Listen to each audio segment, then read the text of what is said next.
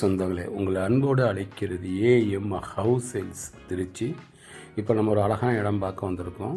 இடத்துடைய அந்த பெயர் பார்த்திங்கன்னா அன்வர் நகர்னு சொல்லுவாங்க. இது வந்து கேகே நகர் ரிங் ரோடு சாய்பாபா கோயில் வழியாகவும் வரலாம். இது கிழக்கு பார்த்த மனை. இந்த ரோடு பார்த்திங்கன்னா 23 அடி ரோடு. இந்த லேஅவுட்டு போட்டு நம்பர் பிளாட்டு 4.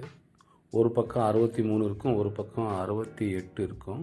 முன்னாடி ரோடு பேஸு பார்த்திங்கன்னா 35 அடி, பின்னாடி 35.25. மொத்தம் 2305 சதுரடி இந்த இடம்.